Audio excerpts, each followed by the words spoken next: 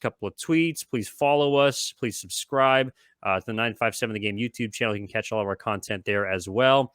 Okay, so let's transition, Mark, because like we said, all this, again, revolves around the draft, what the 49ers don't have as far as picks are concerned, which is a second rounder, but they do have a lot of thirds. Now, the totality of their picks consume 11 NFL draft picks as of now. And I believe only one of them is in the top 100, but they have like 3/3 at the very end of that round. So, they do have kind of a lot of choices, just not very high ones. But I'll ask you first, our prompt up for our YouTube audience, the areas of need for this upcoming draft. Kind of where do you assess the 49ers, especially with not having again, a top 75 pick this year? Yeah, it's tough when you consider you don't have a lot of high draft capital when you're trying to get a position that almost every other team is also trying to get, or at least a lot of teams that's really highly valued. It's the offensive line and specifically right tackle for me, Evan. We've talked a lot about that this offseason. Obviously, with Mike McGlinchey off to the Denver Broncos, John Lynch and the 49ers have really all but said that the starting right tackle job will go to Colton McKivitz, who's really just been a fill-in backup, spot starter here and there throughout his relatively young career so far. If that's your starter, one, it says you don't have a ton of great options, which is true for the 49ers. The other thing is they also don't have a ton of depth at that position. Jalen Moore is a possibility, a young player drafted a couple years ago. That's an option at depth, but you don't have a ton of depth at the tackle spot. On the other side at left tackle, Trent Williams is certainly still fantastic, but he's getting up there in age. He's been banged up. I think it would be foolish to expect him to start and play in every single game this coming season. You need depth at the tackle spot. I would be shocked, Evan, you mentioned those third round picks. They have picked 99, 101, and 102. All are compensatory. There will be a string of 4 picks where the Niners have 3 of them. If the Niners do not pick a tackle in one of those 3 picks, Evan, I'll be surprised. I think that's the biggest area of need this year. Interesting. Yeah, no, I'm with you. I think the offensive line is absolutely a area of need, one that needs to be improved. I also don't think that the interior of the offensive line should be out of the question at this point, Yeah. because even though you had great seasons from Spencer Burford and Aaron Banks, considering all things, Burford a rookie, Banks didn't play a lot his rookie season, then did in his essentially sophomore year. I'm also looking at a center position with Jake Brendel, who's a relatively unknown commodity. If you suffer injuries to pretty much every position outside of left tackle, and especially if you suffer an injury to left tackle, you're going to be in the danger zone. And as we saw last year, offensive line played a massive part of what the 49ers could and then ended up not being able to do down the stretch of their season. So I'm with you. Right tackle. I would love to see, a potential guard / center combination, maybe kind of similar to a Brendel even. And even if it's just added depth, having somebody that's versatile that can play multiple positions on the line, I think would be valuable. And I think you can find in those sort of later round picks.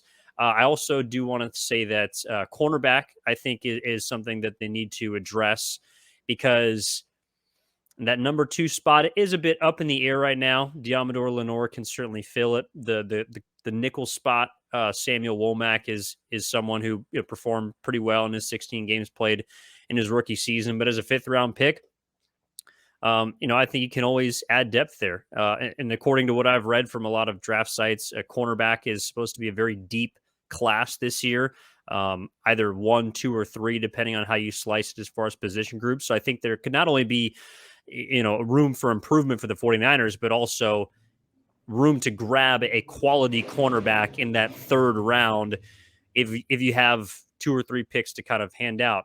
The one area that I do think is maybe going a bit under the radar here, and it's not a super glaring area of need right now, but it is tight end, Mark. I know that George Kittle is coming off a fantastic season down the stretch, especially built a lot of chemistry with Brock Purdy. Hope that continues into next year. But George Kittle is going to be paid a lot of money. And I know he's an unrestricted free agent at the end of 2026, in which he'd be age 34. I don't necessarily know if he's going to make it to that point. There's a potential out after the 2024 season. He's getting there up in age. And I think there could be a possibility of the 49ers either restructuring or potentially, trying to find a replacement eventually for George Kittle. He's a great 49er. He's been awesome. And I also know that he's had a couple of seasons where he's been banged up. He was banged at the beginning of this year, played the final 15.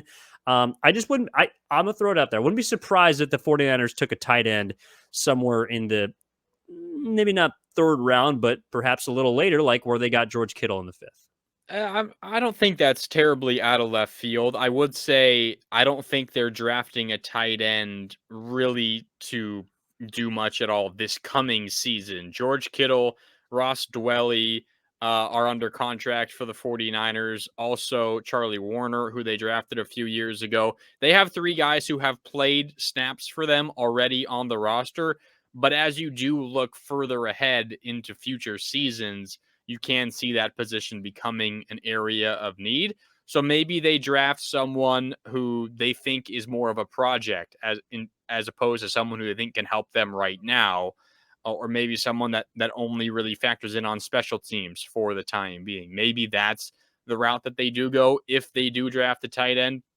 The other spot that I think is worth mentioning is edge rusher.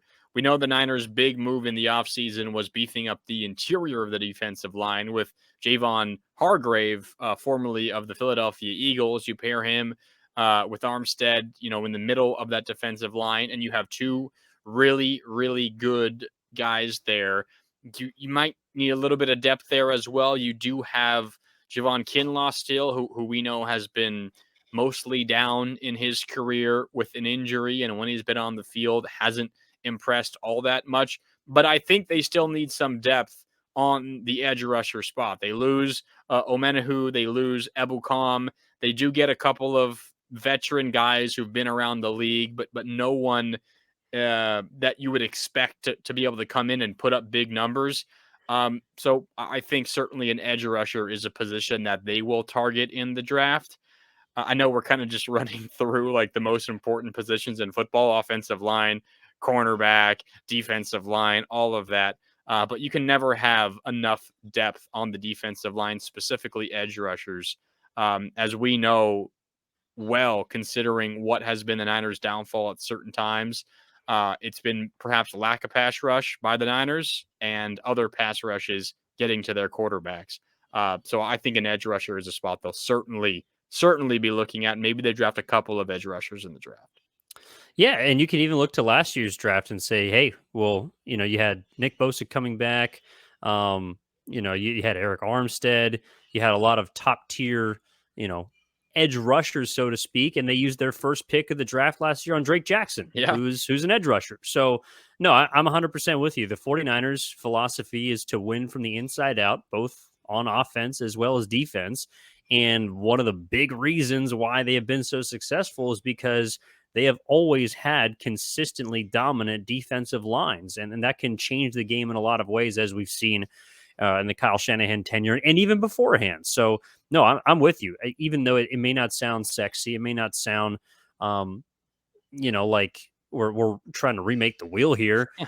It's exactly, I think, where they're going to go. And again, when you have multiple third round picks, that is where I think you see teams not reach, but you're allowed to have kind of your pick in the sense of guys that have fallen, in which you're trying to figure out why exactly their draft stock isn't as high as it was reported, and then also, maybe some of those kind of project type talents that they maybe had one good season in college, or maybe they were hurt as a senior, or got hurt down the stretch.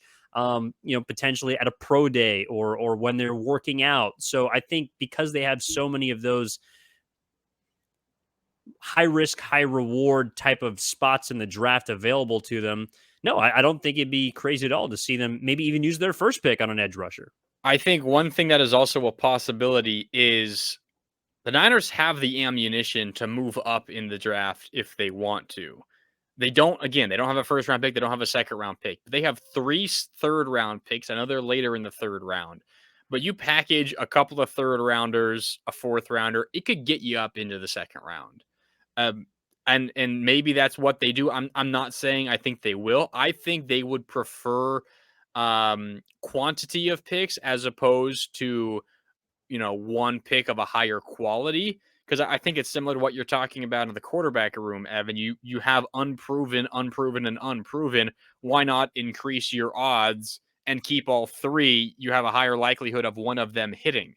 I think maybe they have the same mindset going into the draft, which is all right. We don't have a super high pick, but we have a lot of picks rounds 3 through 7. Let's just stand pat, keep them. We'll use all these picks. The odds that we hit 1, 2, 3 of them, maybe pretty decent. Now, maybe there's a draft crush that they absolutely love, and they feel like they're going to be picked late in the second round, and they feel like they need to move up. If they feel that way, they have the ammunition. They have the draft capital, as odd as it seems, given all the picks that they have traded away. They have the capital to move up in the draft. I'm not saying it's going to happen. I would bet against it. But if that is the direction they choose to go, they certainly can. They're not limited in that sense because they have so many picks. Yeah, and who knows? Maybe they could add an extra second and fourth round pick. I mean, who Maybe. knows? You never know. For those who've been following along, that would that would involve trading Trey Lance. Yeah. Okay. Well, we'll leave that here. We'll come back to the quarterbacks as we always tend to do here on the 415ers. Also, get you some more draft info on our next episode coming your way on Thursday. As we appreciate you tuning into this episode of the 415ers podcast. As always, that is Marc Grandi. My name is Evan Giddings saying so long until next time. We appreciate you, and we'll talk to you in the next episode. Have a good one.